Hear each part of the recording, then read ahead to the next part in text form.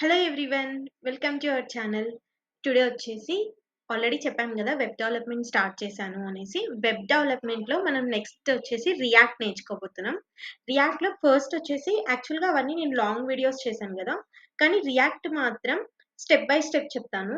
ఎందుకు అంటే రియాక్ట్ అనేది ఇప్పుడు చాలా బాగుంది బయట. ఇప్పుడు మా కంపెనీలోనే చూసుకుంటే ఒక ప్రాజెక్ట్ రియాక్ట్ లెక్ చేంజ్ అవుతుంది, ఇంకొక ప్రాజెక్ట్ రియాక్ట్ లెక్ చేంజ్ అయింది అంటే డిఫరెంట్ లాంగ్వేజెస్ నుంచి రియాక్ట్ లెక్కి కన్వర్ట్ అవుతున్నాయి. ఓకే, టెక్నాలజీస్ పరంగా చేంజ్ అవుతుంటాయి, అది ఏం పెద్ద బిగ్ ప్రాబ్లం కాదు. యాజ్ పర్ ఇప్పుడున్న టెక్నాలజీ ప్రకారం రియాక్ట్ లెక్కి చేంజ్ చేస్తున్నారు.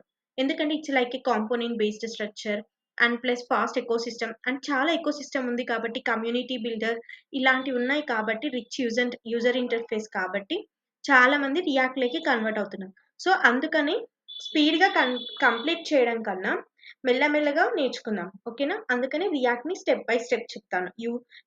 ఫ్రమ్ బేసిక్ నుంచి లాస్ట్ వరకు చెప్తాను, అడ్వాన్స్డ్ వరకు చెప్తాను. ఓకే, రియాక్ట్ రెడెక్స్ కంప్లీట్ చేస్తాం, Redux Toolkit, auth, admin functionality ఇక్కడి వరకు వెళ్తాం. ఓకే, ఇవన్నీ నేర్చుకుందాం. ఫస్ట్ అయితే అసలు వాట్ ఈజ్ రియాక్ట్? అసలు రియాక్ట్ని ఫ్రేమ్ వర్క్ లైబ్రరీనా అంటారు. React is a library. It is not a framework. It is a JavaScript library to build user interfaces. Rich user interfaces ను బిల్డ్ చేయడానికి ఈ రియాక్ట్ యూజ్ చేసుకుంటాం అనమాట.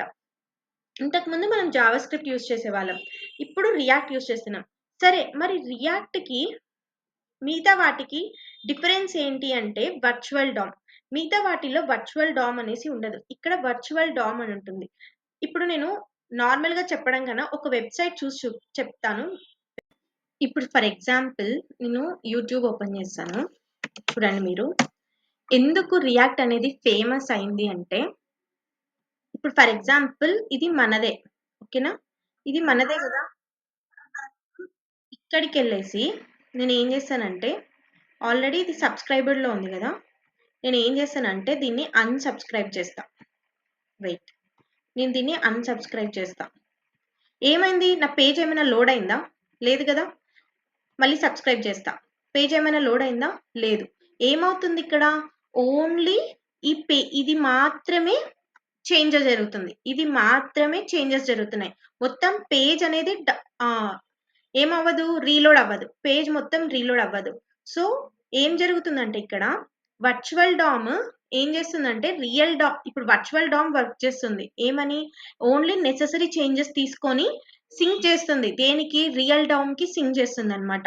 అందుకనే మనము ఎక్కువగా రియాక్ట్ యూస్ చేస్తున్నాం. ప్లస్ ఇక్కడ వర్చువల్ డామ్ ఉంది, ఒక యాంగులర్ లో కానీ దేంట్లో కానీ వర్చువల్ డామ్ లేదు. But in React we have a virtual DOM to compare the changes, ఓకేనా? ఈ కంపేరింగ్ చేయడానికి డామ్ లోకి వెళ్లే ముందే ఈ వర్చువల్ డామ్ అనేది కంపేర్ చేసుకుంటుంది అనమాట. అసలు నెసెసరీ చేంజెస్ ఏంటి, లేకపోతే మొత్తం పేజ్ రీలోడ్ కాకుండా ఓన్లీ నెసెసరీ చేంజెస్.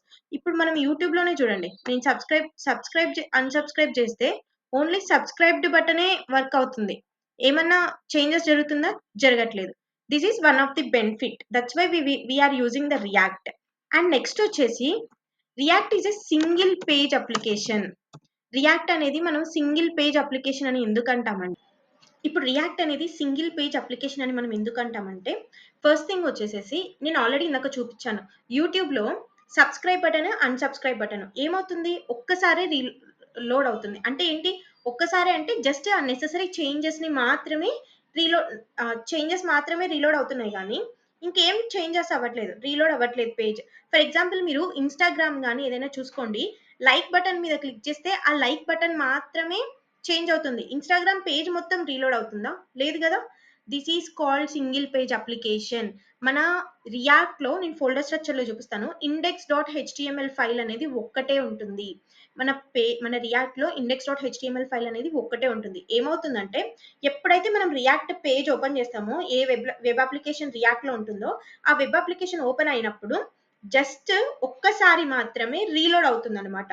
తర్వాత ఏంటంటే యూజర్ ఏం చేస్తారంటే యూజర్ ఇంటర్ఫేస్ మొత్తం డైనమికల్ గా రన్ అవుతుంది. అంటే వెన్ ఎవర్ నెసెసరీ చేంజెస్, ఇప్పుడు యూజర్ క్లిక్ చేస్తాడు, యూజర్ క్లిక్ చేసిన వెంటనే అది మాత్రమే రన్ అవుతుంది. అది మాత్రమే రీలోడ్ అవుతుంది. మిగతావన్నీ రీలోడ్ అవ్వవు. జస్ట్ ఒక్కసారే రియాక్ట్‌లో రీలోడ్ అవుతుంది. మరి ఈ రౌటింగ్స్ అన్నీ ఎలా జరుగుతాయక్క? మరి పేజెస్ అన్నీ చేంజ్ అవుతూ ఉంటాయి గదా! ఒకదానికొకటి అబౌట్ సెక్షన్ అనేసి, మెనూ సెక్షన్ అనేసి, ప్రొడక్ట్ సెక్షన్ అని.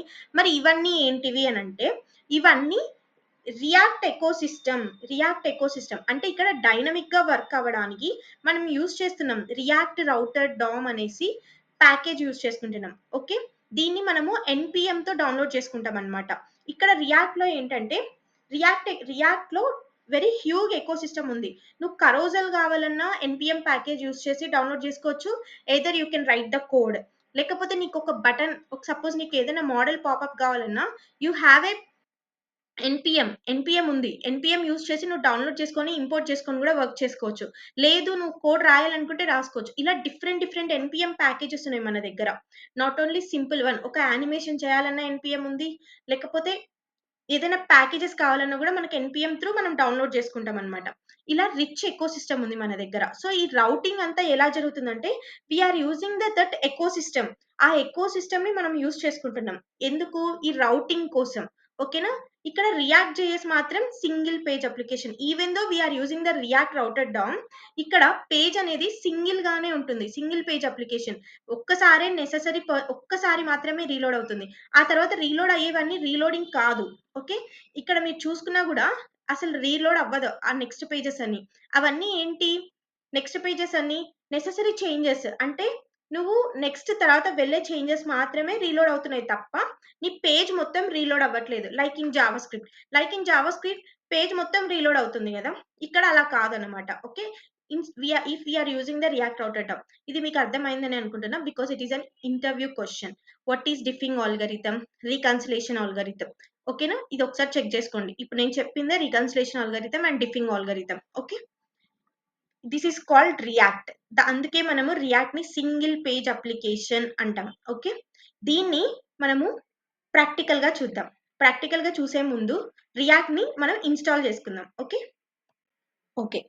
చూడండి, ఇది ఎన్‌పీఎం అంటారనమాట. మనకి ఏ ప్యాకేజ్ కావాలన్నా మనం ఇక్కడ నుంచే డౌన్‌లోడ్ చేసుకుంటాం. ఫర్ ఎగ్జాంపుల్ రియాక్ట్ కరోజల్ కావాలన్నా, ఏం కావాలన్నా సరే. ఇప్పుడు ఈ కరోజల్ ఇంపోర్ట్ చేసుకొని ఈ కోడ్ ద్వారా గూడా మనం యూజ్ చేసుకోవచ్చు. Import carousel from React responsive carousel. This is an NPM package. ఇక్కడ ఉంది చూడండి. ఇక్కడ నుంచి కాపీ పేస్ట్ చేసుకొని ఇంపోర్ట్ చేసుకుంటాం అనమాట. Like we can also write the JS code. No problem. Okay. If మనకి ఒకవేళ కావాలి అన్నప్పుడు మనం యూజ్ చేసుకోవచ్చు. ఇది వచ్చేసి React document to install the React. ఇప్పుడు మనం రియాక్ట్ ని ఇన్‌స్టాల్ చేసుకుందాం. First copy paste this one. Open folder. I will give here new folder. Tech అని ఇస్తున్నాను. ఈ ఫోల్డర్ ని ఇక్కడ తెచ్చుకుందాం. కమాండ్ ప్రాంప్ట్ లో కూడా మనం యూజ్ చేసుకోవచ్చు. ఇక్కడ టెర్మినల్ లోకి వెళ్ళిపోండి. New terminal. ఇప్పుడు జస్ట్ ఇది కాపీ పేస్ట్ చేయండి అంతే. ఓకే. దాని తర్వాత ఇక్కడికి వెళ్ళేసి దీన్ని కాపీ చేసుకోండి. ఇక్కడికి వెళ్ళి after installing all the things just copy paste. And ఇక్కడ మనము నేమ్ చేంజ్ చేసుకోవచ్చు అనమాట. మన రియాక్ట్ నేమ్ ఏది కావాలంటే అది చేంజ్ చేసుకోవచ్చు. మై యాప్ ప్లేస్ లో ఇప్పుడు నేను మై యాపే పెడుతున్నాను. మీరు కావాలంటే ఏదైనా చేంజ్ చేసుకోండి. Okay. Creating a react app create అవుతూ ఉంది.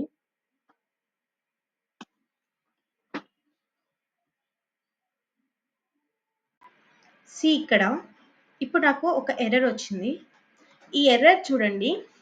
ఇక్కడ సమ్ యాప్ డేటా ఏదో మిస్ అయింది. డిపెండెన్సీ. అవునా? డిపెండెన్సీ అంటే ఇక్కడ మనకి నోట్ మాడ్యూల్స్ కరెక్ట్ గా ఇన్స్టాల్ అవ్వలేదు మనకి. ఓకే. ఏంటి ఈ ఎర్రర్? వెబ్ విటల్స్ ఎర్రర్ కదా. ఈ వెబ్ విటల్స్ ఇన్స్టాల్ చేసుకోమని అడుగుతుంది. ఇప్పుడు మనం ఏం చేయాలంటే నోట్ మాడ్యూల్స్ పైన ఉండేది మన యాప్ కాదు. ఓకే. మన యాప్ నేమ్ ఏంటి? My app. మై యాప్ అనే యాప్ లోకి వెళ్ళిపోయి ఇక్కడ నేను వెబ్ విటల్స్ అని ఓపెన్ చేశాను చూడండి. నాకు తెలుసా ఎర్రర్ వస్తుందని. సో ఇప్పుడు వెళ్ళి ఇక్కడ ప్యాకేజ్ ఇన్స్టాల్ చేయండి. ఆ ఎర్రర్ అనేది వెళ్ళిపోతుంది.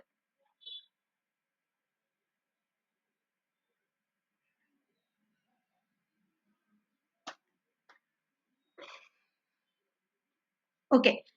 ఇప్పుడైతే మనకి ఏ ఎర్రర్ లేదు. ఇప్పుడు చూడండి నేను NPM start. Okay. NPM start అంటాం మనము. ఇది రన్ అవ్వడానికి మనం యూజ్ చేసేది ఎన్‌పిఎం స్టార్ట్. ఓకే. కమాండ్ గుర్తుపెట్టుకోండి. యూజ్ చేసే కొద్దీ మీకు అర్థమైపోతది. వస్తుంది.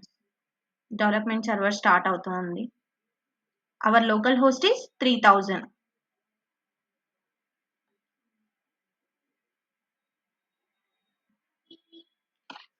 ఇది ఓపెన్ అయ్యే లోపల మనము ఫోల్డర్ స్ట్రక్చర్ గురించి మాట్లాడుకుందాం. ఓకే.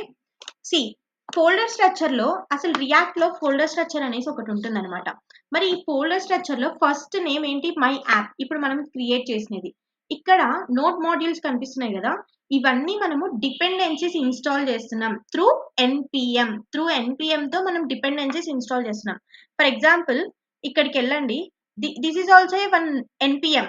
ఈ ప్యాకేజ్ ని మనం ఇన్స్టాల్ చేసుకుంటున్నాం, ఈ డిపెండెన్సీ. ఎందుకంటే నా ప్రాజెక్ట్ లో ఆ డిపెండెన్సీ వర్క్ అవ్వలేదు, అందుకని నేను ఆ డిపెండెన్సీస్ ఇన్స్టాల్ చేశా. అవునా? ఇక్కడ మనం నోడ్ మాడ్యూల్స్ అనేది డిపెండెన్సీస్ ఇన్స్టాల్డ్ త్రూ ఎన్పిఎం నుంచి మనం ఇన్స్టాల్ చేసుకుంటాం అనమాట, ఈ డిపెండెన్సీస్ యూజ్ చేసుకోవడానికి. బ్యాబిల్ అనేసి చాలా ఉంటాయి మనకి.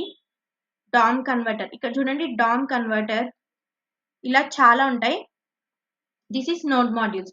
ఇక్కడ పబ్లిక్ లో ఏంటంటే index.html ఫైల్, ఏవైతే స్టాటిక్ ఫైల్స్, ఇమేజెస్ అవన్నీ ఉంటాయో ఇక్కడ ఉంటాయి. అవన్నీ రియాక్ట్ కి సంబంధించింది. We will use this index.html page. నేను చెప్పాను కదా, రియాక్ట్ లో ఓన్లీ సింగిల్ పేజే ఉంటుంది హెచ్టిఎంఎల్ ఫైల్ అనేసి. This is an index.html file.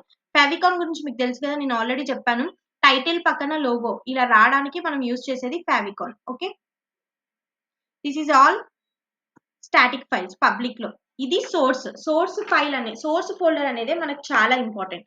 Source folder లో ఈ app.js ఈ app.js అనేది రూట్ ఎలిమెంట్ అన్నమాట. Root element to this project, root component. మనం దీన్ని రూట్ కాంపోనెంట్ అంటాం. ఓకే. మనం రౌటింగ్ రాయాలన్నా ఏం చేయాలన్నా ఇక్కడికి వచ్చే వర్క్ చేస్తాం అనమాట. ఇప్పుడు ఫర్ ఎగ్జాంపుల్ నేను ఏదైనా కాంపోనెంట్ క్రియేట్ చేశాను అనుకో, ఆ కాంపోనెంట్ ఇక్కడే పెట్టేది, మనం ఇక్కడ పెట్టేసి వర్క్ చేస్తాం. Same like it is a root component. అంటే ఎక్కడైనా పెడతాం, but this is a root component. Okay.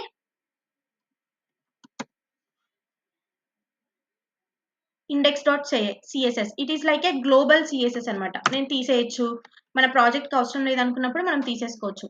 index.js file. ఇప్పుడు నాకు స్ట్రిక్ట్ మోడ్ లో అవసరం లేదనుకో, నేను ఈ స్ట్రిక్ట్ మోడ్ తీసేయచ్చు. ఓకే. లోగోస్, మనం వెబ్ విటల్స్ ఇందాక రన్ చేసాం కదా, మన ప్రాజెక్ట్ వర్క్ కాలేదని.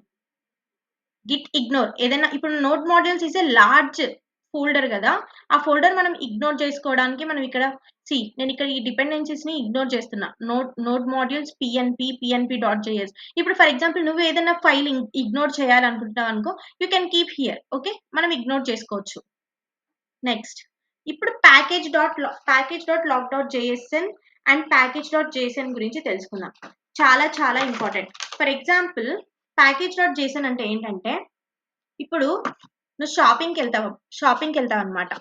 1 minute. package.log.json అనేది ఇంటర్వ్యూ క్వశ్చన్ అనమాట, అందుకనే మనం డిస్కస్ చేసుకుందాం. ఓకే. ఈ package.json అంటే ఏంటి అంటే, ఫర్ ఎగ్జాంపుల్ లేమన్ టర్మ్స్ లో చూద్దాం. షాపింగ్కి వెళ్తాం మనం. షాపింగ్కి వెళ్ళేసి మనకు కావాల్సిన వస్తువులన్నీ తీసేసుకుంటాం. అవునా? నీకు కావాల్సిన వస్తువు అంతా తీసేసుకుంటావు. నీకు ఏ వర్షన్, ఏ క్వాలిటీలో కావాలి, ఏ క్వాంటిటీలో కావాలి, అవన్నీ నీకు అనవసరం. ప్యాకేజ్ ఆడు ఉంటాయి, అవన్నీ తీసేసుకుంటావు, ఉన్నవి తీసేసుకుంటావు. దాన్ని ఏమంటామంటే package.json ఫైల్ అంటాం. ఇక్కడ కూడా అంతే. మనం ఏదైనా npm ప్యాకేజ్ ఇన్స్టాల్ చేస్తున్నాం అనుకో, ఆ npm ప్యాకేజ్ కానీ ఆ డిపెండెన్సీస్ కానీ మనకి వర్షన్స్ తో పని లేదు. వర్షన్స్ లేకుండా నాకు కావాల్సినది నేను ఇంపోర్ట్ చేసుకుంటా, ఏదైతే అది అయిందిలే అనేసి మనం ఇంపోర్ట్ చేసుకుంటాం. దాన్ని package.json ఫైల్ అంటాం. ఓకే. package.log.json అంటే ఏంటి అంటే, ఏ ఫైల్ అయితే మనం ఇంపోర్ట్ చేసుకుంటామో దాని వర్షన్ చెక్ చేస్తాం. అది ఏ వర్షన్, ఏ డిపెండెన్సీ, స్క్రిప్ట్ ఏంటి, అన్నీ మనం చూస్తామన్నమాట. అన్నీ చూసి ఇన్స్టాల్ చేసుకుంటాం. దీన్నే package.log.json అంటాం. package.log.json and package.json. ఎందుకు ఇది చెప్తున్నానంటే, ఇప్పుడు మనం డెవలపర్స్ కదా, మన ప్రాజెక్ట్ లో 10 మెంబర్స్ ఉన్నారు. 10 మెంబర్స్ కి 10 ల్యాప్టాప్స్ ఉంటాయి. 10 ల్యాప్టాప్స్ లో డిఫరెంట్ వర్షన్స్ ఉంటాయి. అవునా? డిఫరెంట్ వర్షన్స్ ఉంటాయి కాబట్టి, కానీ ఇక్కడ ఏంటి, అందరూ ఒకటే వర్షన్ మీదనే వర్క్ చేయాలి. అప్పుడు మనకి package dot log dot JSON అనేది యూజ్ చేస్తది. ఈ package dot log dot JSON ఏం చేస్తది? లాగ్ చేస్తుందన్నమాట. What is dependency? ఏ డిపెండెన్సీ కావాలి అనేసి అదే వర్షనే, అదే ప్యాకేజే మనం యూజ్ చేసుకుంటాం. Okay. Same version. This is called package dot log dot JSON and package dot JSON. I think you understand well. Okay. This is the folder structure in the React. Okay. Next మనం components, JSX, syntax and react dot fragments ఒక page కూడా చూద్దాం. Okay. C ఇప్పుడు ఇక్కడికి వచ్చాము. ఇప్పుడు చూడండి, ఇక్కడ సి మన నేమ్, వర్షన్, డిపెండెన్సీస్, మనం ఏం ఇన్స్టాల్ చేసుకున్నాం అవన్నీ ఉంటాయి. Package dot log dot JSON లో కూడా versions, log file version. See ఈ లాగ్ ఫైల్ వర్షనే అన్ని డెవలపర్స్ దాంట్లో ఉంటుంది. ఓకే. రిక్వైర్డ్ ప్యాకేజ్, బ్యాబిల్స్ ప్రతి ఒక్కటి ఉంటాయి. Okay. This is our thing. ఇప్పుడు నేను ఈ యాప్ డాట్ జేఎస్ లో హలో వరల్డ్ ప్రోగ్రామ్ రన్ చేస్తా. ఫస్ట్ ప్రోగ్రామ్ ఏంటి అంటే మంది హలో వరల్డ్. ఏం పెద్ద కోడ్ రాయాల్సిన అవసరం లే, high level language hello world అని ఇస్తే సరిపోతుంది. ఇప్పుడు ఇక్కడికి వెళ్ళేసి రన్ ఇట్. వచ్చిందా మన హలో వరల్డ్ ప్రోగ్రామ్? మన ఫస్ట్ యాప్ రెడీ అయిపోయింది, రియాక్ట్ యాప్. ఓకే. ఇప్పుడు మనము క్రియేట్ చేసాం, బానే ఉంది. దెన్ మనం ఎక్కడ క్రియేట్ చేస్తాం, అసలు మన ఫోల్డర్ స్ట్రక్చర్ ఏంటి అనేసి మొత్తం తెలుసుకున్నాం కదా. మనం యూజర్స్, మనం డెవలపర్స్, మనం ఎక్కడ వర్క్ చేస్తామంటే సోర్స్ లో వర్క్ చేస్తాం. ఏదైనా క్రియేట్ చేయాలన్నా, ఏం చేయాలన్నా కాంపోనెంట్స్ అనేసి ఒక ఫోల్డర్ పెట్టుకోండి. ఓకే. నేను యాజ్ పర్ ప్రాజెక్ట్ చెప్తున్నాను. కాంపోనెంట్స్ అని ఒక ఫోల్డర్ పెట్టుకోండి. పేజెస్ అనేసి ఒక ఫోల్డర్ పెట్టుకోండి ఎప్పుడైనా సరే. ఈవెన్ మీరు ఈ రియాక్ట్ లో వర్క్ చేస్తున్నా కూడా పేజెస్, కాంపోనెంట్స్, డేటా అనేసి ఒక ఫోల్డర్ పెట్టుకోండి. అండ్ నెక్స్ట్ డేటా తర్వాత స్టైల్స్ అనేసి ఒక ఫోల్డర్ పెట్టుకోండి. ఇలా పెట్టుకోవడం వల్ల ఏంటంటే ఆర్గనైజింగ్ గా ఉంటుంది అనమాట. కాంపోనెంట్స్ వేరు, పేజెస్ వేరు. పేజెస్ లో మనం కాంపోనెంట్స్ ఇన్సర్ట్ చేస్తాం. ఇప్పుడు ఫస్ట్ కాంపోనెంట్ అయితే క్రియేట్ చేద్దామా? అసలు what is component? Okay. First component అయితే క్రియేట్ చేద్దాం. Our first component. Okay. Dot JS మన ఫస్ట్ కాంపోనెంట్ అయితే క్రియేట్ చేసాం. మీరు రియాక్ట్ నేర్చుకునే ముందే మీకు ఏం రావాలి అంటే జేఎస్ఎక్స్ అనేసి తెలియాలి. జేఎస్ఎక్స్ అని తెలియాలి. Map, filter, reduce, ES6, template literals, ఆరో ఫంక్షన్స్ ఇవన్నీ తెలియాలన్నమాట. ఇవన్నీ తెలియకుండా నువ్వు రియాక్ట్ లేకి రావద్దు. అవన్నీ తెలుసుకొనే రా. ఓకే. అవన్నీ తెలుసుకొని వస్తే నీకు ఈజీగా అర్థం అయిపోతుంది. ఓకే. ఇప్పుడు కాన్స్ నేను ఆల్రెడీ చెప్పా, రియాక్ట్ లో మనం ఏం యూజ్ చేసినా కూడా కాంపోనెంట్ బేస్డ్ యూజ్ చేస్తాం.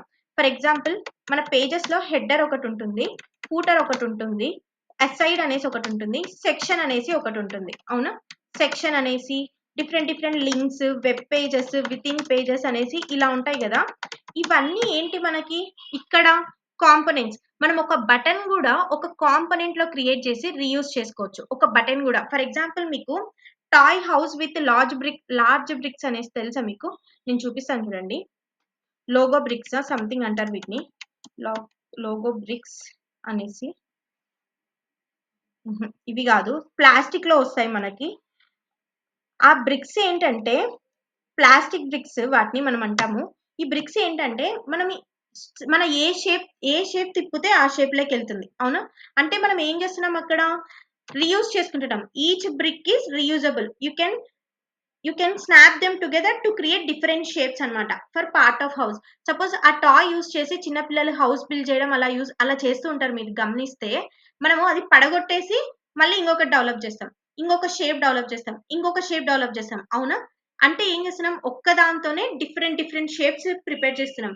ఇక్కడ కూడా అంతే, ఒక్క కాంపోనెంట్ యూజ్ చేసుకొని మనము రీయూజ్ చేసుకుంటాం ఆ కాంపోనెంట్ ని. ఇప్పుడు ఇక్కడ నేను హెడర్ సెక్షన్ క్రియేట్ చేశాను అనుకో, ఈ హెడర్ సెక్షన్ నేను ఇంకొక పేజ్ లో క్రియేట్ చేసుకుంటా. ఇప్పుడు నా దగ్గర ఇక్కడ పేజెస్ లో హోమ్ పేజ్ ఉంది, అబౌట్ ఉంది, ప్రోడక్ట్ ఉంది, అన్నిట్లో ఉంది. అన్నిట్లో నేను హెడర్ అనేసి ప్రతిసారి రాస్తానా? హెడర్ నావర్ అనేసి రాయను కదా. ఒక్కసారి రాసి ఆ కాంపోనెంట్ ని నాకు కావాల్సిన చోట ఇంపోర్ట్ చేసుకుంటా అనమాట. దీన్నే మనం కాంపోనెంట్ అంటాం. ఓకే. ఇప్పుడు మీకు కాంపోనెంట్ అంటే అర్థమైంది కదా. మరి ఈ కాంపోనెంట్ మనం ఎలా క్రియేట్ చేస్తాం ఒకసారి చూద్దాం. Const component. ఎప్పుడైనా ఫస్ట్ లెటర్ మాత్రం క్యాప్స్ ఇవ్వండి. ఇది ఏంటి యారో ఫంక్షన్స్. నేను చెప్పాను కదా జేఎస్ లో యారో ఫంక్షన్స్, ఇక్కడ కూడా అంతే. Arrow functions is very important. ఈ రిటర్న్ లో మనం రాసేదే జేఎస్ఎక్స్ కోడ్. మన యూఐ పార్ట్ మొత్తం మనం ఇక్కడే రాస్తాం, మన జేఎస్ఎక్స్ కోడ్ మొత్తం ఇక్కడే రాస్తాం. మరి ఈ జేఎస్ఎక్స్ కోడ్ అంటే ఏంటి అసలు? ఈ జేఎస్ఎక్స్ కోడ్ అంటే ఏంటి అంటే హెచ్టిఎంఎల్ ఫైల్. అంటే మనం హెచ్టిఎంఎల్ లో ఏవైతే ఎలిమెంట్స్ రాస్తామో, ఏవైతే ట్యాగ్స్ రాస్తామో వాటినే మనం జేఎస్ఎక్స్ అని కూడా అంటాం. ఏంటంటే రియాక్ట్ అనేది HTML like code structure, not it's like JS only. ఏంటంటే మనం జేఎస్ తోనే మనం ఎక్స్టెన్షన్ చేసుకుంటాం. కానీ ఏమవుతుందంటే ఇక్కడ హెచ్టిఎంఎల్ లైక్ కోడ్ రాస్తాం. Okay, will see how we will write. అప్పుడు ఏం చేస్తుంది, హెచ్టిఎంఎల్ ట్యాగ్స్ ని జేఎస్ఎక్స్ లోకి కన్వర్ట్ చేసుకుంటాం అనమాట. ఇప్పుడు నువ్వు జేఎస్ఎక్స్ లోకి కన్వర్ట్ చేయాలంటే ఏ హెచ్టిఎంఎల్ ట్యాగ్ అయినా నువ్వు అంటే నువ్వేం ట్రై చేయాల్సిన అవసరం లేదు. ఇక్కడికి వెళ్ళి హెచ్టిఎంఎల్ టు జేఎస్ఎక్స్ కన్వర్టర్ అని కొట్టండి, వచ్చేస్తుంది. ట్రాన్స్ఫార్మ్ టూల్స్ అనమాట. If you are thinking it is very hard, it is like this. Same like HTML. ఇప్పుడు చూడండి, ఇక్కడ క్లాస్ ఈక్వల్ టు ఆసమ్. ఇక్కడ ఏం చేంజ్ అయింది, క్లాస్ నేమ్. ఇక్కడ మనము జేఎస్ఎక్స్ అట్రిబ్యూట్ ఏదైనా క్లాసెస్ రాయాలి అనుకుంటే జేఎస్ఎక్స్ లో మనం క్లాస్ నేమ్ యూజ్ చేస్తాం. అండ్ స్టైల్స్ మనం ఎలా రాస్తామంటే ఆబ్జెక్ట్ రూపంలో రాస్తాం. ఇలా రాయం, హెచ్టిఎంఎల్ లో రాసినట్లు మనం రాయం. అండ్ నెక్స్ట్ థింగ్ వచ్చేసేసి ఇక్కడ కొన్ని చేంజెస్. మనం జేఎస్ లో ఏదైనా ఫంక్షనాలిటీ రాసేటప్పుడు నార్మల్ గా రాస్తాం కదా, ఇక్కడ ఏం చేస్తామంటే ఎక్స్ప్రెషన్స్ లో రాస్తాం. ఇక్కడ మీరు గుర్తుపెట్టుకోవాల్సింది ఏంటి, జేఎస్ఎక్స్ లో మనము హెచ్టిఎంఎల్ కోడ్ లో క్లాసెస్ ఎలా రాస్తాం, మెయిన్ క్లాసెస్ ఎలా రాస్తాం, using class name or class. But in react లో ఏంటి అంటే క్లాస్ నేమ్ యూజ్ చేస్తాం, క్యామెల్ కేస్ యూజ్ చేస్తాం, class name. Okay, and next వచ్చేసి ఆబ్జెక్ట్ రూపంలో రాస్తాం స్టైల్స్ ఎలా రాస్తాం, ఆబ్జెక్ట్స్ రూపంలో రాస్తాం. ఈ టూ థింగ్స్ అయితే ఖచ్చితంగా గుర్తు పెట్టుకోండి in JSX. And JS functions మనం ఎలా కాల్ చేసుకుంటామంటే త్రూ ఎక్స్ప్రెషన్స్ తో కాల్ చేసుకుంటాం. ఓకే, ఇమేజెస్ ని కూడా మనము త్రూ ఎక్స్ప్రెషన్స్ తో ఇంపోర్ట్ చేసుకోవచ్చు. Okay, this is the JSX. Okay, ఇది అప్పుడు ఏం చేస్తుందంటే రియాక్ట్ కి అర్థం అవుతుంది. ఓకే, ఇదంతా రియాక్ట్ ఏం చేస్తుందంటే రీడ్ ద రియాక్ట్ ఎలిమెంట్స్. ఈ హెచ్టిఎంఎల్ ఎలిమెంట్స్ ని రియాక్ట్ ఏం చేస్తుందంటే రియాక్ట్ ఎలిమెంట్స్ గా కన్వర్ట్ చేసుకుంటుంది. రియాక్ట్ ఏం చేస్తుంది, read the React elements and user them to create HTML elements on virtual DOM. ఇప్పుడు డామ్ కి అర్థమయ్యేది HTML end of the day. Okay, DOM కి అర్థమయ్యేది end of the day HTML elements. ఈ వర్చువల్ డామ్ ఏం చేస్తుందంటే it creates the HTML elements on virtual DOM. Okay, this is the main thing, this is the JSX. Okay, ఇక్కడ రాసేది ఏంటంటే JSX HTML కోడే, HTML like కోడే రాస్తాం but into react elements. Okay, this is the JSX. HTML లాగానే ఉంటుంది. ఇక్కడ మీరు JSX కన్వర్ట్ చేశాను నేను. JSX కి కన్వర్ట్ చేసినాక ఏమైనా చేంజ్ అయిందా, ఏం చేంజ్ కాలేదు, మొత్తం ట్యాగ్స్ అన్ని అవే. కానీ ఇక్కడ చేంజ్ అయిందేంటి, class name and styles change అయ్యాయి. ఇక్కడ హెచ్టిఎంఎల్ ఫర్ అని యూజ్ చేస్తాం, అక్కడ ఫర్ అని యూజ్ చేస్తాం. ఇలా చిన్న చిన్న చేంజెస్ ఉంటాయి అన్నమాట. ఇంత సింపుల్ గా ఉంది కదా మనం యూఐ పార్ట్ రాసుకోవడానికి JSX code. It's like a JavaScript extension. Okay, ఇప్పుడు దీన్నే మనం ఇక్కడికి ఈ జేఎస్ఎక్స్ కోడ్ ని ఇక్కడికి తీసుకొచ్చుకుందాం.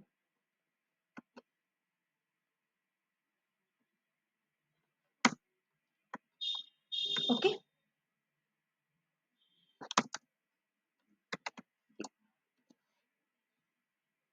something we have an error, unreached code detected. Okay,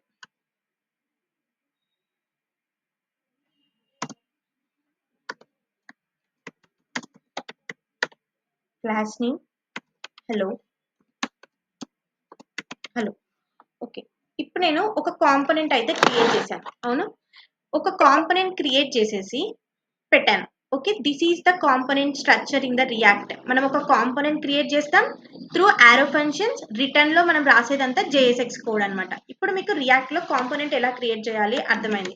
export default first component. Okay, first component ని మనం ఎక్స్పోర్ట్ చేస్తున్నాం. ఓకే, ఇప్పుడు మనము సెకండ్ కాంపోనెంట్ కూడా క్రియేట్ చేసుకుందాం. కానీ ఫస్ట్ మనము ఇంపోర్ట్స్ ఎక్స్పోర్ట్స్ అంటే ఏందో చూద్దాం. ఓకే, ఇంపోర్ట్స్ ఎక్స్పోర్ట్స్ అనేసి మనకి టూ ఉన్నాయి. ఎందుకు ఈ ఇంపోర్ట్స్ ఎక్స్పోర్ట్స్ అంటే ఇంపోర్ట్స్ అండ్ ఎక్స్పోర్ట్స్ ఎందుకు అంటే నేనేం చెప్తున్నా? కాంపోనెంట్‌ని రీయూజ్ చేసుకుంటున్నాం అని చెప్తున్నా. మరి ఈ కాంపోనెంట్‌ని రీయూజ్ చేసుకుంటున్నామంటే మనకేం గావాలి? ఇప్పుడు మనం ఒక ఇంటి నుంచి ఒక ఇంటి నుంచి ఇంకొక ఇంటికి పంపించాలంటే మనం డీటీడీసీనో ఏదో ఒకటి యూజ్ చేసి ఎక్స్‌పోర్ట్ చేస్తాం. ఏదైనా ఇంపోర్ట్ చేయాలన్నా మనం అదే యూజ్ చేసుకుంటాం గదా! ఇక్కడ గూడా మనకి ఎక్స్‌పోర్ట్, ఇంపోర్ట్ అనేసి కొన్నున్నాయన్నమాట. మనకి ఇంపోర్ట్ చేసుకోవడానికి, ఎక్స్‌పోర్ట్ చేసుకోవడానికి, కాంపోనెంట్ రీయూజ్ చేసుకోవడానికి మనం యూజ్ చేసుకుంటామన్నమాట. ఇందులో మనకుండేది ఎక్స్‌పోర్ట్ అండ్ ఇంపోర్ట్స్. సరే. ఇందులో నేమ్డ్ ఇంపోర్ట్స్ అనేసి ఒకటుంటుంది. నేమ్డ్ ఇంపోర్ట్స్ అనేసి ఒకటుంటుంది. అండ్ డిఫాల్ట్ ఎక్స్‌పోర్ట్ అనేసి ఒకటుంటుందన్నమాట. డిఫాల్ట్ ఎక్స్‌పోర్ట్స్ అనేసి. ఓకే. ఇట్లా 2 థింగ్స్ ఉన్నాయి మనకి. Named exports and default exports. See ఇప్పుడు మనకి మల్టిపుల్ ఫైల్స్ ఉన్నాయి. మల్టిపుల్ కాంపోనెంట్స్ ఉన్నాయి ఇందులో. మల్టిపుల్ ఫైల్స్ ఉన్నాయి. మల్టిపుల్ కాంపోనెంట్స్ ఉన్నాయి. ఏవైనా సరే. ఇప్పుడు multiple components and multiple files ఉన్నాయి. కానీ మనము విత్ ఎ నేమ్డ్ ఎక్స్‌పోర్ట్ వచ్చేసి నేమ్డ్ ఎక్స్‌పోర్ట్ యూజ్ చేసామనుకో, ఎప్పుడైతే నువ్వు ఇంపోర్ట్ చేస్తావో, ఆ కాంపోనెంట్‌కి నువ్వు ఏం నేమ్ ఇచ్చావో, ఆ నేమ్‌తోనే నువ్వు ఇంపోర్ట్ చేయాలి. ఇది బాగా గుర్తుపెట్టుకోండి. నేమ్డ్ ఎక్స్‌పోర్ట్స్ యూజ్ చేసినప్పుడు నువ్వు ఎన్నిటికైనా నేమ్డ్ ఎక్స్‌పోర్ట్స్ ఇచ్చుకో. కానీ దేనితో అయితే నువ్వు ఎక్స్‌పోర్ట్ చేసావో అదే నేమ్‌తోనే నువ్వు ఇంపోర్ట్ చేయాలి. ఇది మెయిన్ థింగ్. ఓకే. అదే నువ్వు డిఫాల్ట్ ఎక్స్‌పోర్ట్ చేసావనుకో, this is called default export. ఇక్కడ ఉంది చూడండి. దీన్నే మనం డిఫాల్ట్ ఎక్స్‌పోర్ట్ అంటాం. డిఫాల్ట్ ఎక్స్‌పోర్ట్ అంటాం. ఎందుకంటే ఒకటే కాంపోనెంట్ ఒకటే డిఫాల్ట్‌గా ఎక్స్‌పోర్ట్ అవుతుంది. అంటే మల్టిపుల్ ఫైల్స్‌ని మనం ఇక్కడ ఎక్స్‌పోర్ట్ చేయలేం. ఓన్లీ సింగిల్ వన్‌ని మాత్రమే మనం ఎక్స్‌పోర్ట్ చేయగలం. ఒకటేసారి మాత్రమే ఎక్స్‌పోర్ట్ చేయగలం. We can only export one item. That's why we are calling it as an default export. ఒకవేళ దీన్ని ఇంపోర్ట్ చేసుకోవాలంటే నువ్వు ఏ నేమ్‌తో అయినా ఇంపోర్ట్ చేసుకోవచ్చు. No problem. ఓకే. ఎందుకంటే this is an default export. I think you understand about exports and imports. Okay. మనం ఇప్పుడు ఇంకొక కాంపోనెంట్ క్రియేట్ చేద్దాం. కాంపోనెంట్స్ లోనే. Okay. Second component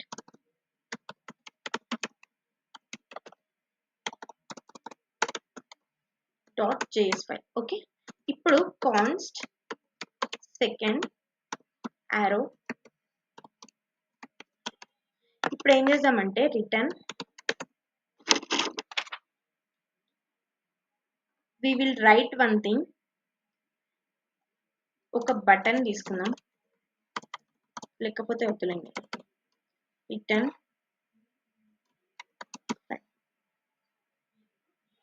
sorry 1 minute. Const second. మన కాంపోనెంట్ నేమ్ ఏంటి? Second. Okay. It's an arrow function and return keyword. Okay. export default second. Okay. ఇప్పుడు మనము export default use చేసాం. But I don't want to use it as an export. ఇక్కడ నేను h2 text snap and blocks అని ఇస్తాను. ఇప్పుడు నేను ఏం చేస్తానంటే ఇక్కడ ఎక్స్‌పోర్ట్ అని తీసేస్తాను. ఈ ఎక్స్‌పోర్ట్ డిఫాల్ట్ అనేది తీసేసి నేను ఇక్కడ ఏం చేస్తానంటే ఎక్స్‌పోర్ట్ చేసుకుంటా. ఇక్కడ ఉంది కదా, ఇక్కడికి వచ్చి డైరెక్ట్ ఎక్స్‌పోర్ట్ చేసుకుంటా. This is called a named export. Okay. ఇప్పుడు మనం ఇంపోర్ట్ చేసుకుందాం. సేమ్ దీన్ని మనం ఇప్పుడు ఒకటి క్రియేట్ చేసాం కదా, సేమ్ మనము దీంతోనే ఇంకొకటి క్రియేట్ చేసుకుందాం.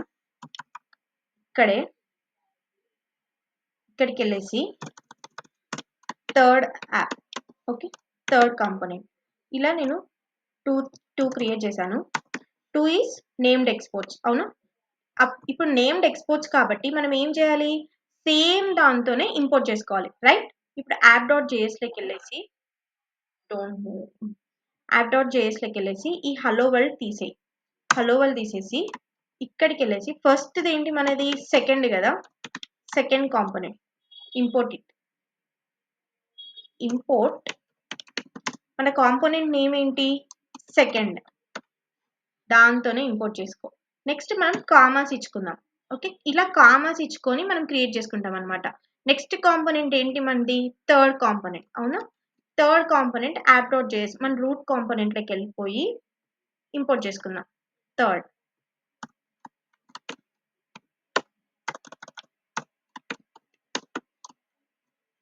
Third component. ఇప్పుడు మనది 2 కాంపోనెంట్స్ అనేది మనము ఇన్సర్ట్ చేసాం. అవునా? ఈ 2 కాంపోనెంట్స్‌లో మనం ఏమి ఇచ్చాం ఫస్ట్ సెకండ్ కాంపోనెంట్‌లో చూద్దాం ఒకసారి. Text snap and blocks, text snap and blocks ఇచ్చాం. ఇప్పుడు ఇది వర్క్ అవుతుందా? వచ్చాయా మన named exports and named imports? ఇక్కడ ఏం చేస్తున్నాం మనము? ఒకటే నేమ్ తోనే ఇంపోర్ట్ చేస్తున్నాం. అదే ఇక్కడ మన ఫస్ట్ కాంపోనెంట్ ఉంది కదా! ఈ ఫస్ట్ కాంపోనెంట్‌ని నువ్వు ఎక్స్‌పోర్ట్ మాత్రం సింగిల్ గానే నువ్వు చేస్తావు. సింగిల్ డిఫాల్ట్ చేస్తున్నావంటే మనం మల్టిపుల్ ఫైల్స్ ఎక్స్‌పోర్ట్ చేయలేం ఆ కాంపోనెంట్‌లో. ఓన్లీ 1 ఫైల్‌ని మాత్రమే ఎక్స్‌పోర్ట్ చేయగలం. ఇప్పుడు మన కాంపోనెంట్ నేమ్ ఏంటి? ఫస్ట్ కాంపోనెంట్ కదా! నేను చూడండి ఇంపోర్ట్ చేస్తా ఇప్పుడు దీన్ని app.jsలోకి వెళ్ళేసి. బట్ దీనికి ఏదైనా మారుద్దామా? హలో అని ఉంది. ఓకే. ఇక్కడికి వెళ్ళేసి ఇలా ఇంపోర్ట్ చేసుకోవాలి. మన కాంపోనెంట్ ఇది. ఈ కాంపోనెంట్ ని నేను ఎలా ఇంపోర్ట్ చేస్తానంటే ఇంపోర్ట్ కాలేజ్ ఫ్రమ్ ఇది మీకు తెలుసు, ఇది మీకు గుర్తుంది కదా, కాంపోనెంట్స్ రిలేటివ్ పాత్ ఫస్ట్ కాంపోనెంటే కదా మంది, అంతే. ఇప్పుడు ఇక్కడికి వెళ్ళేసి దేంతో అయితే మనం ఇన్స్టాల్ చేసుకున్నామో అదే